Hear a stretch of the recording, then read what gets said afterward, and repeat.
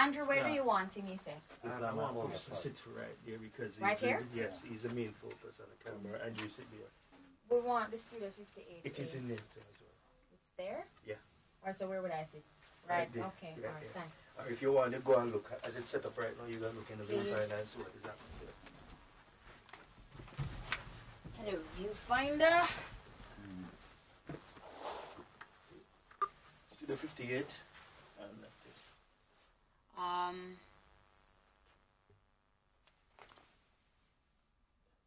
So you say I sit here? No, this is where. Oh, this is where. Oh no, that's where you sit, bro. Yeah. Wait, just a second, because. Okay. Remember, you know, it's not the full screen; it's in the square you're gonna view from. So if you can get Studio 58, when I have it like that, I had the Studio 58 because it's been in there. Okay, so I'll just bring his chair closer to mine then, because I wasn't seeing it initially. You mind being close? And then remember, no, of course not. I mean, I can zoom out and zoom in just to. Okay, it's all right. Okay. Thank you. So,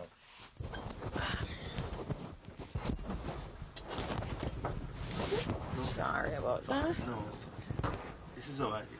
Oh, you wanted it down. Down so that I understand. can actually see him.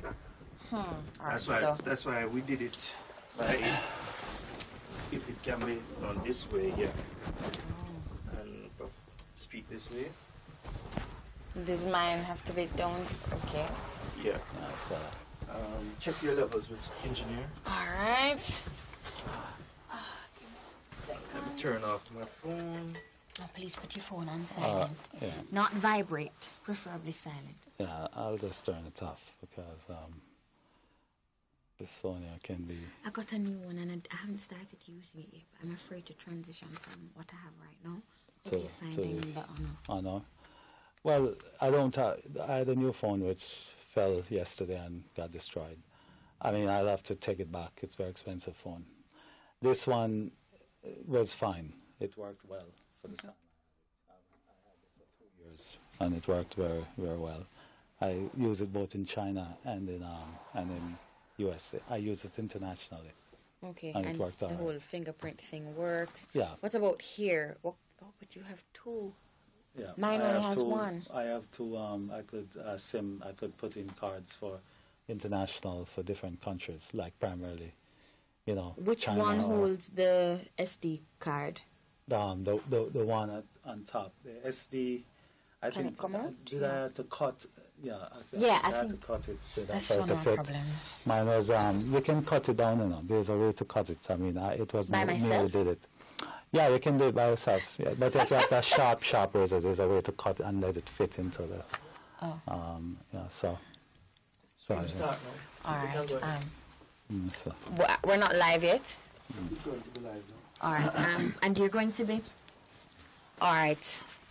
Just before we start, you're going to be setting up an exhibition at Olympia Gallery. Yes. Which month? The month of March this year. Okay, March this year. March 15th, 2018. All right. The show will go during the month of March and April. All right. Most of March and most of April. That's very important that I get across that information. Yes, that's why we're here, actually. Yeah. That is why we are Yeah. here. So I should turn towards your. No, it's fine. We can. Okay. We can. Okay. All right. Welcome to Studio 58A. My name is Vanessa Silvera. I'm your host, and with me is artist, art educator, larger than life, Maroon man whose culture informs his art, Professor Bryan McFarlane. Welcome. Thank you very much. My pleasure being here. All right. So for persons who aren't aware of your heritage, and you are a very accomplished artist, but let's take it back to the beginning. You recently returned from China even. Yeah. But you are a Maroon. Yes, I am. All right. So first question, talk about your growing up years. Well, my formative years here, were quite exciting and interesting at least from, as a child, I think I could appreciate a lot the beauty of Jamaica, my environment, especially the natural environment in Portland. My parents were both from Portland, John and Joseph McFarlane, and of course all our Maroon relatives like Colonel Harris and all the Harrises or the Pasley are directly related to us, and there are many other extended families that were, for example, this area near called Pasley Gardens. I probably have about 1,000 cousins, and so that Colonel Harris, God rest his soul, is actually your granduncle. That's correct. His brother had my father, so my father was a son of Colonel Harris's brother. Talk about. Go ahead. And we were very close. Okay. Yeah. So talk about how growing up as a Maroon in Moortown informed your decision to become an artist.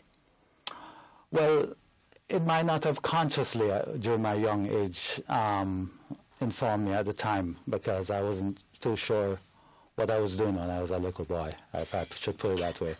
But my Colonel Harris used to tell me a lot about Ghana. Ghana, of course, in West Africa. And he would talk about the Akan culture there. And everything I learned about Ghana, I learned almost predated my trips to Ghana that I made eventually. And Colonel Harris made me conscious of that and the language of Twi, which he spoke himself. He was a very knowledgeable man. And as you know, he was also an educator himself and a principal and almost a senator for that area for many, many years, at least 50 years. So I learned a lot from him, and I kind of emulated him. I followed him a lot more than even my father, so to speak. My father was a tailor, but I was always mystified by Colonel Harris, and I listened to him a lot. And eventually I did even a series of work called Maroon, a Maroon series, which in about 1988, I did a lot of paintings based on, especially on the Maroon culture. All right. At what point, though, did you decide that you were going to pursue this life of art? Was it at Camperdown? Was it before? When did you decide, hey, I'm going to get up and I'm going to go to School of Art? I felt it much earlier than that, but I didn't know what I was feeling. My father gave me a painting set, and I remember one Christmas morning, and my grandmother used to bring candy, beautiful colors of candy to me, which I usually eat a lot and enjoyed. But when my father gave me the painting set, I couldn't differentiate that from the paint, from the candy, because the colors were so beautiful. So I ended up eating all the paint that morning. I was probably about 4.5. And of course my parents came and asked where the paintings, and I touched my stomach and pointed that the paint was inside me. So that was a part of a profound experience. And later on, as I went on and I went to high school, my friends would always say how special my drawings were. And I took O and A level in third form at Camperdown. My teacher recommended that I take those courses then, in the GC, O and A level, and I passed them with distinction. So that was kind of a pivotal moment, in the sense that I said, wow, boy, it seemed like I can draw and paint. And so I was able to go on to art school very early, almost prematurely, but I did. What and age? Graduated. I was probably about 15, going towards 15. And by the time I graduated from art school, I was probably the youngest graduate. I'm sure I was. I was going to 19, and I did well. I probably, if I remember, I was top in my class in the visual art painting section. I graduated with distinction as well. Art became him. Yeah. And you've come from there to becoming a fully tenured professor of painting and drawing at the University of Massachusetts. Talk about the journey to there. It is long and wide, I am sure. Yes. Well, yeah, I didn't really expect to be a professor or anything like that. I just wanted to paint and to make art throughout after graduated from the art school. I got a scholarship, what is called the Carl Parbersing Scholarship. Carl Parbersing was a great Jamaican artist, and he was living at the time, I remember, because that was the 1970s. And I had just come out of school. I got it after graduating from Edna Manley, I think the same year. Educator was the next artist who got that scholarship, and it would take it either to the Royal College in London or so. So when I got the scholarship, I decided to go to the United States, and it was a chance for me to do further my degrees, as in a Master's of Fine Arts. I did that, and then Northeastern University in Boston invited me to be an artist in residence, so I took up the opportunity. And then Andrews University contacted me for an interview, and I went and interviewed and became an assistant professor right there. I was probably about 24, 25 at that time. And so my professorship began very early when I was a little boy, or young, still eating lollipop. And I worked from there and learned a lot, giving thanks to my mentors like Osmond Watson and Ralph Campbell, who were great Jamaican artists as well. Because it was Osmond Watson who actually first gave me a teaching experience. When he would ask me to take his classes in the evening when he was absent or he was not able to make it. So he would say, Bryan McFarlane, come and take my class. Take that class for me, teach that drawing class. At the time it was my sophomore year, my second year and third year, that he would ask me to do these things. So I said, how come this man will ask me to do this kind of important thing? So in a way, unconsciously, that teaching experience began during that period, and that emulation of mentors like Osmond Watson. And later on, of course, it naturally became a part of my journey in the United States.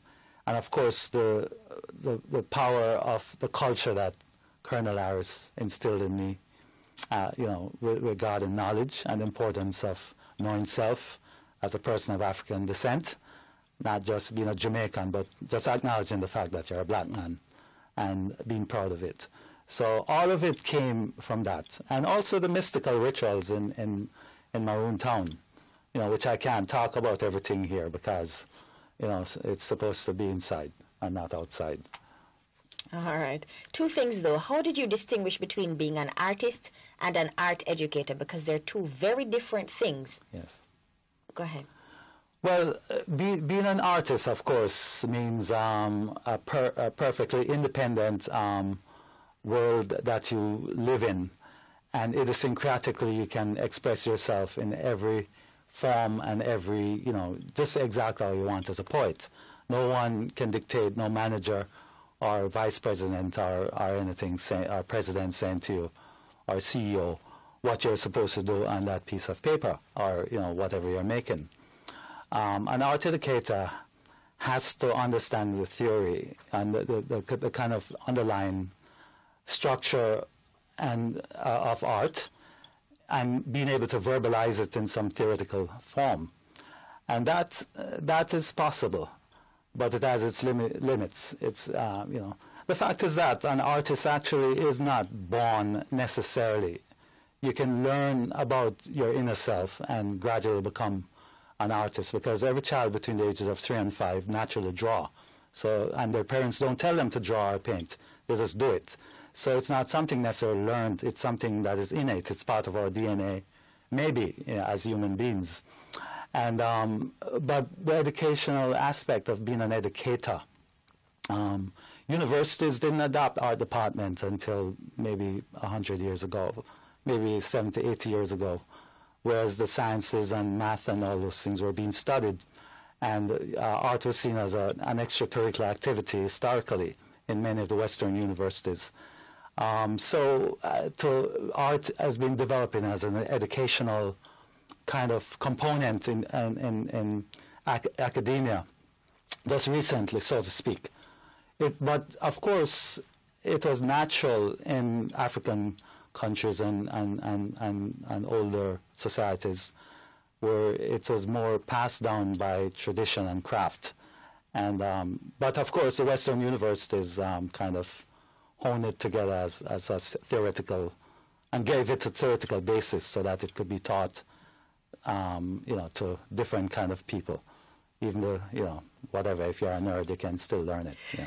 And your teachings, your knack for teaching art, it's taken you all over the world. You've been to countries I can only dream of. Yeah. Talk about some of the countries you've been to.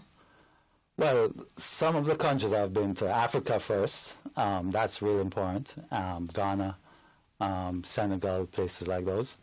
I was fortunate in getting a Ford Foundation fellowship that took me to Brazil, South America.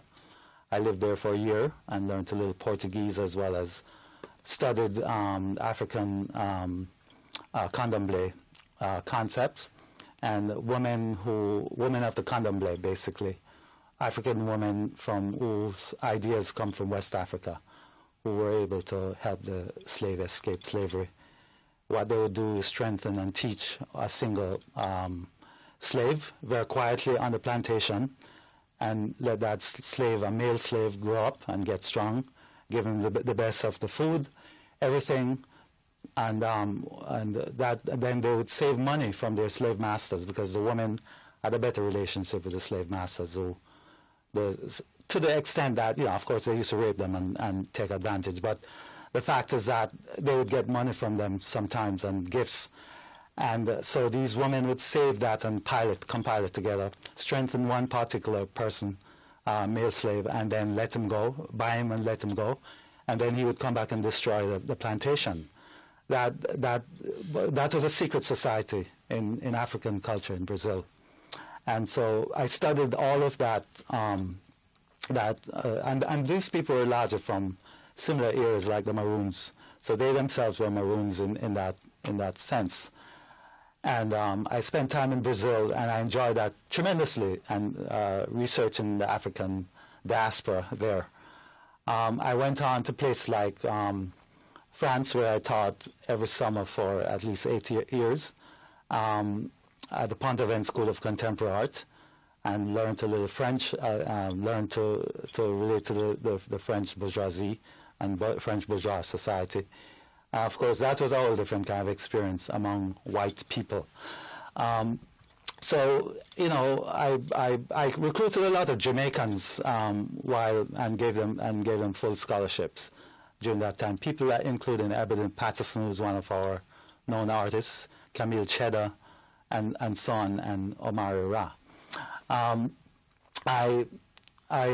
then went on to places like Turkey.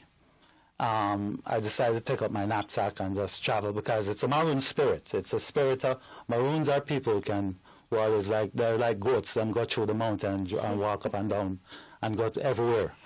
And so my uncle had encouraged me to get this transnational vision anyway. He had given me that, instilled that in me since my childhood. And that's Colonel Harris. And that's Colonel Harris, yes. My father too, because he aspired to be a painter, but he just had too many children. He could not afford it, being an artist and so on. So my mother just said to him, you need to go out and find work. Of course, he decided to become a tailor and became a major tailor, and taught people like Earl Spencer, the formidable establishment in Jamaica, the tailor company. Mm-hmm. My father taught many of these tailors, but he was an artist and a designer, so he knew how to make clothes and how to do it impeccably. Turkey, of course, and then I traveled all over Europe, Africa. Istanbul was exciting, and then after Istanbul and seeing places like the Hagia Sophia and going to places like within that capital, and going to places like in the Bible, you talk about Samaria, and you talk about places like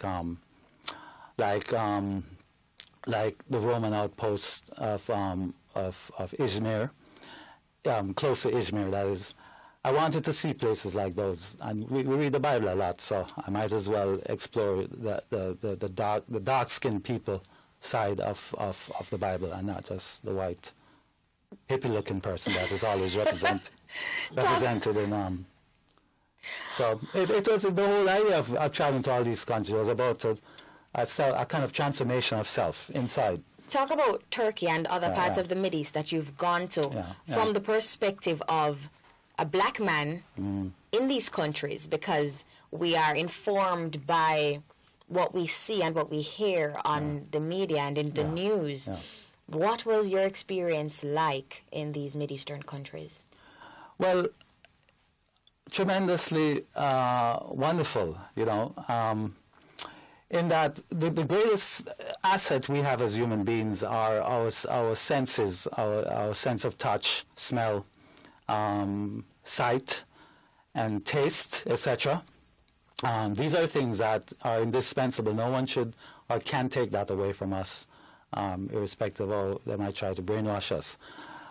So it's important it's a privilege too. It was important to be able to go out and study literature and to see history, not in a textbook that is written by Europeans and edited by Europeans and the kind of some of the garbage that actually, I must say, are in some of our history books. When you go to the places in the geographical sites and touch these places and talk to people and see these places, you get a totally different view of your own self, because you're always told constantly as you grow up that the lighter-skinned people, the white people are essentially superior. And but then, in a sense, what Colonel Harris told me, I was able to gauge those things and go to places and see that what he was saying is true. And I felt as if I had been to those places before because of the knowledge I got from him, particularly Africa. The East is particularly interesting that some of the people who have never traveled, they thought I was Italian. So I would tell some of them that, no, I'm Chinese, and they would actually, they would actually kind of, in a sense, some of them would believe you that you're Italian. So they thought you're Italian because you're dark skinned. Because many of the travels that they saw were primarily from, say, Germany or Holland, and places, in the world that are more Nordic or so when they say dark skin, they take, I'm from Europe too, but from Italy, so that was kind of interesting. Going to Nimrod, Iraq, Iran, going to those areas were amazing in the sense of how it reestablishes certain biblical mythology and clarifies certain things for you to understand about how that book as a literature was written and relative to other secular historical. But, their beliefs, their religion in that side of the world is very different from, say, the Christian ideas and ideals, and that's fascinated me a lot. I got another perspective on respecting people's belief systems, etc. Once you go, so you'd encourage other persons to make the trek, make it a point of duty to visit these places. Yes, a point of duty as much as possible. I know it's privileged. It's been a privilege to go to certain places. Not everybody can somehow garner the resources to do this, but when you have the chance, rather than sit down and watch TV and read certain type of books, it's better to just go, to spend the time and take the TV money and just travel. And instead of buying the flat screen TV, just go to the places and see life. It's the most, the revelations are usually transformational and last for a lifetime. That informs everything I paint and draw, and why I'm so passionate about being an artist. And you've seen life recently, or most recently, in China. Yeah. You are married to a beautiful Chinese woman, and you are, in essence, I think China, in essence, has adopted you as their own. Yeah. Talk about your most recent experience in China.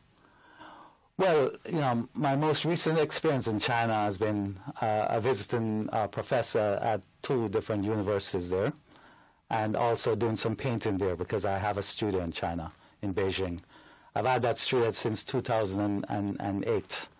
And at the time, Bolt came to the Olympics to run. So I met him there, and we partied and hung out at the time. And I thought I would just have the studio for a year or two, but then I'm still there. So it has been 10 years now, going to 11 years that I've had. Because China has treated me very well as a human being, as a person. I've been able to be stimulated. My recent experience, I've had major shows at the Shanghai Art Museum, which is like probably the biggest museum in China. I've had solo shows at the Sunshine International Museum in Beijing, and you know, they collected my work as well. So that has been a major. I've had one other Jamaican among the 1.3 billion people. There's another Jamaican who was there, of course, Peter Wayne Lewis, Professor Peter Wayne Lewis, and he has a studio there too. And he has Jamaican background, so you know, it was interesting. And so the two of us have strengthened each other over the years in existing there and being there. Of course, we're not pirates of the Caribbean, so we're just there trying to learn about culture, 10,000-year culture. Then I met my wife later on there, and you know, we decided to cool out together. And we have a son, a beautiful son. His name is Joseph. And you know, the Shanghai people are very dangerous people. But so I just had to marry her, and you know, so. And you've since had a child. Yes. And you are planning to go back to China with you. Do you live in Jamaica, or do you travel back and forth? Yeah, that's a question many people ask me. Do you live between the two countries? Yeah, I commute or whatever I do. Yeah, I spend at least 3 months in China each year. And sometimes I have to go there at least twice or 3 times for a given year, depending on if I'm invited for lectures or certain workshops. And China is very far away from here. I spend most of my time in Boston during the year, because I'm a full professor with responsibilities at the University of Massachusetts on the Dartmouth campus. Then for the rest of the time that is left, the pian time, which is not much, but actually is the most precious time in me, secretly speaking, I spend in Jamaica, and that's usually the month. Of course. During the month of December, and when it's cold. Yeah, I make sure I'm not in the cold climate. I'm in Jamaica, where I've always had a residence, and I've never let go of that resident since the 80s when I left Jamaica. All right. It's with the death of our former deputy CEO. I see this theme coming out more and more every day. Getting the most out of a 24-hour day. I don't know how you do it. China is more than 13 hours away. You getting on a plane and going to and fro and going to the U.S., North America, South America, everywhere. How do you get the most out of your 20? Because everybody gets a set 24-hour day. Yes. How do you make the most of yours? Yeah. Well, according to the Gregorian calendar, we have a 24-hour day, of course, and we also have this year business, 1 year, 12 months. The fact is that a day is like 1,000 years, depending on what you do with it, and 1,000 years can be like a day, depending on how you waste it. So the idea then, for me and my philosophy in life, is to recognize the intangibility of time and not just always measuring it. There's measured time, there's scientific and measured time, and there's time, which is an African concept, which means you live in the present continuous. So even though I'm saying that kind of thing and it sounds elaborate, I do believe it in the sense that you have to, it's a meditative way of living. You have to understand it, how it works, and then just use it, just plan it carefully and be organized. Artists are seen as people that are not level-headed and they're supposed to be cool and whatever, but the fact that it's not true. It's because we understand something mystical about time, why we're able to use it and accomplish things inside of time. That's why we create, and we understand the magic, how to, magically use it to create all kind of things. A method in the madness. There's a method in the madness. That's correct. That helps me to articulate that. So yeah, but there's a period of time in my youth, like between the ages of say 18 and about, say, 30 or 20, 25, going to 30, that I didn't sleep. So that was actually part of it too, I must confess. I didn't sleep at all. I just simply thought I should just be creating and working and doing whatever. I just don't sleep. And then after a while, it catch up with you. You realize you need a little sleep now and then. So I've been more structured now in terms of sleeping and getting things done. All right. Yeah. Moving from China and your solo exhibitions, you're acting as visiting professor? Yes. And at several universities. Hunan Normal University, and as well as Northeastern University in Shenyang. That's near the border of North Korea. And, places like the Central Academy of Fine Arts and so on. And now you've returned home to set up an exhibition. Before we get there, I just want to acknowledge and say good morning to our Facebook Live listeners and viewers. We have Tonya, who is tuning in all the way from Grenada. Good morning, Grenada. And for everybody else who is tuning in, Denise King, I see here Kiana Walker. Good morning. If you have questions for the professor, please feel free. We are about to wrap, so make those questions quick. All right, so let's go into the exhibition that is to come at Olympia Gallery. That's on Old Hope Road. That's correct, right across from the University of Technology, CAST, or you used to call it CAST. So that's going to be happening in March. Yes, that exhibition is March, and the public opening and reception is March 15th, 2018. And we will have a few private openings for special guests, but then, we can invite as many people. But there will be a big public opening March 15th. And it will go until April 25th. So the exhibition will be there hanging for a while, presented for a while, except for we will also have, towards the end, we have not established the exact date and time yet. We'll also have some discussion periods where we'll have a panel, and I will try to come back to speak about the work and engage with the public. Go ahead. Yeah, just engage with the public in a more direct way. Okay, so this is to sort of commemorate 40 years of, or over 40 years of being in the world of art. That's correct. This is a kind of culmination. It's very difficult to take your art from different parts of the world and traveling, and it's very difficult to get art through the customs in Jamaica. It's always like a phenomenal challenge, and to actually bring back your own goods and what you have produced and to make Jamaica, big up Jamaica. They make it difficult for you to come back and share with your brethren and your countrymen.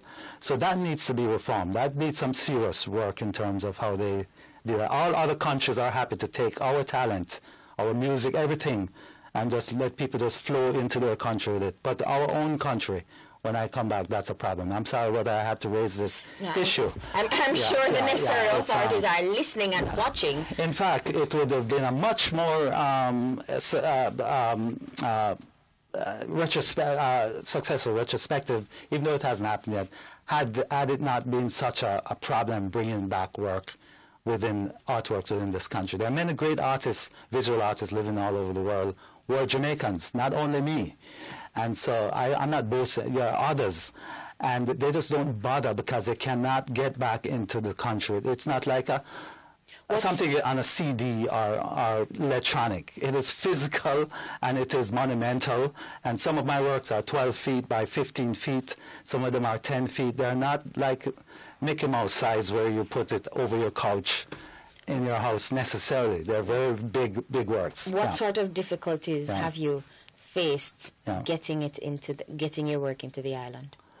For one, they want to charge you a duty on the work, and because they're kind of misinformed in terms of what the nature of the work, what it's about, and sometimes I'm working on a piece, and I want to take it back to Jamaica to complete it and then leave it here but then they'll say, oh, you have to pay for that, how much is that work?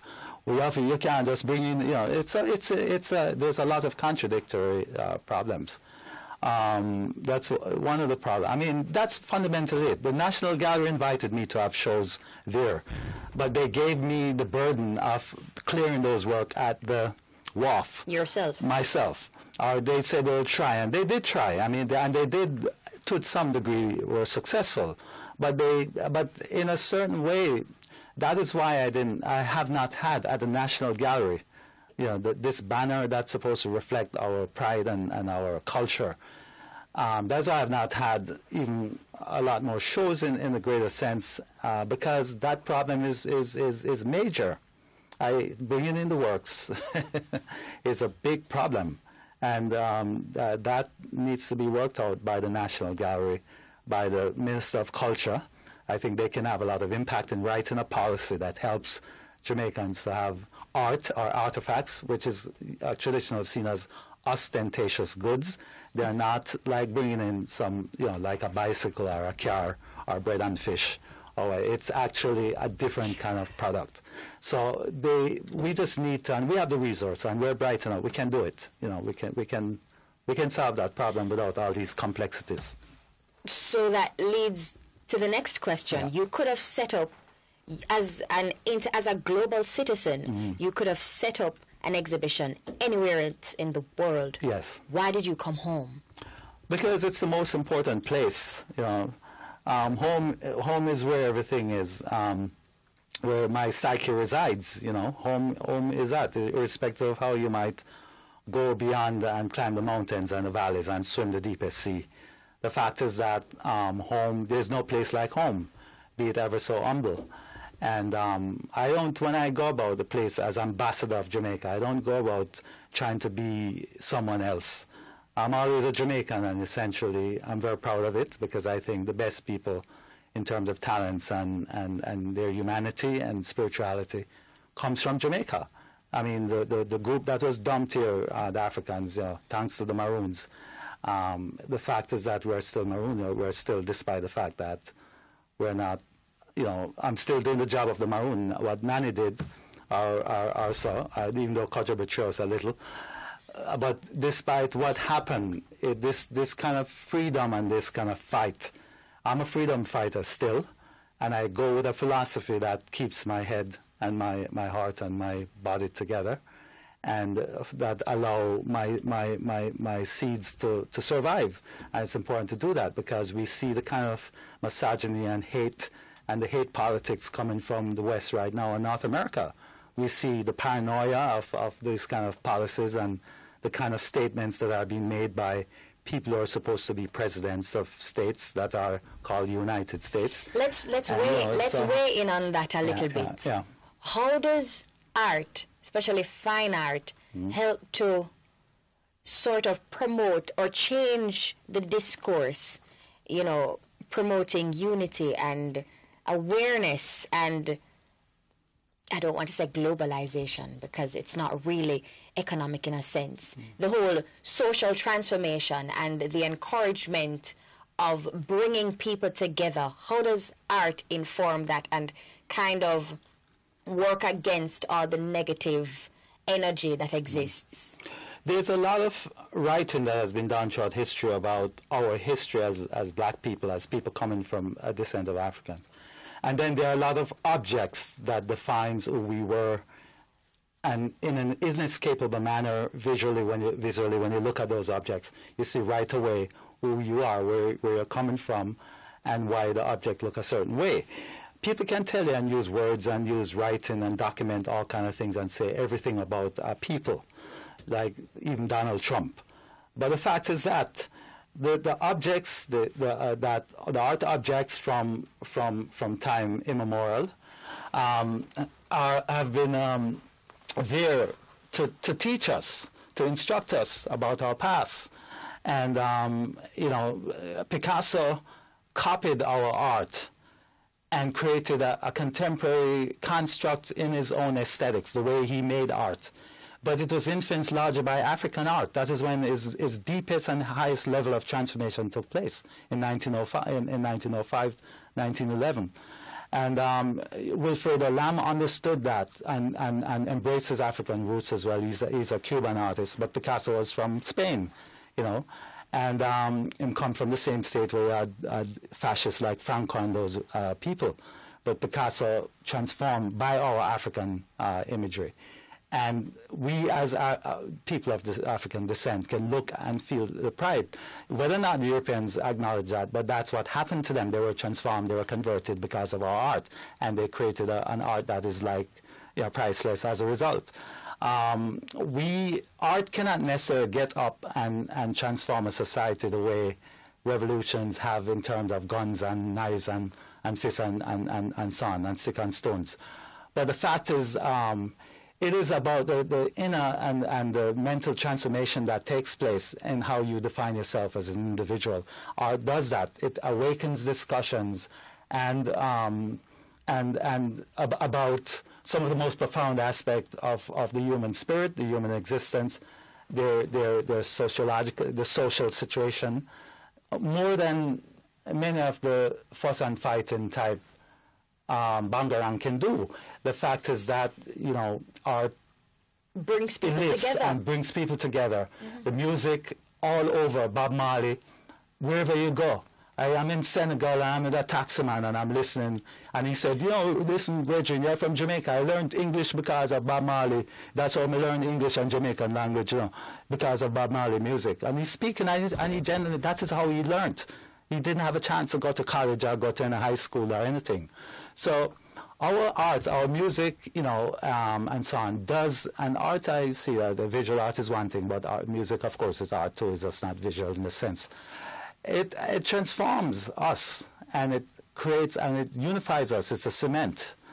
The visual arts have done that. When I travel all over the world, people say to me, you know, you look like Bolt, you know. And, or, you know, and while I'm talking about my art, and then they link sports to art, they see something about the art of his living, his ability to being so successful as a runner, the discipline he had, and so on and so forth. Then they relate that to the art I make and talk about, you know, the nature of it and where I come from, and they start to talk about Africa or Jamaica and start to kind of research themselves about our history, our background. So it always unifies. Yeah. The visual arts always do that. And the reason people will remember Bolt and all these other phenomenal people is because of art, because they've been enshrined, sort of immortalized in art. Yes. So Olympia Gallery, March 18? March 18, March 15th. March 15th. Yes, the opening reception, March 15th. And I think that will be a Sunday, March 15th. And you know, come out in your droves, invite your friends. It's for everyone to come and see. Some of the stuff have abstract aspects to them, so you might look and say, well, what is that? I don't understand, so on and so forth. But don't worry, I mean, I'll try to connect the works so that you can understand what is the real to the abstract. Because life, there's a lot of aspect about your life. We don't understand the meaning, you know, of those aspects of life when life begins to throw us for a curveball. And abstraction is a way of expressing those unspeakable aspects of our being, our psyche. What category of art do you prefer? What category? Any art that is truthful and that profoundly depicts a moment in the most honest way. Like if I see you and I'm going to do a portrait of you, and I notice that your lips are very, very big, I'm not going to be trying to kind of give you a European lip and kind of a nice little thin lip because they say it's pretty in the Vogue magazine. Mm-hmm. I'm going to draw and express and expand on that expression, on that form, and exaggerate it so that it can be felt and seen and so on. So it must be always honest. I prefer, in terms of preference, you know, you have to just react honestly to the environment, the iconography that you feel and see and you begin to understand in a given culture, wherever you are. Do you work with textiles as well? Textiles? Not really, no.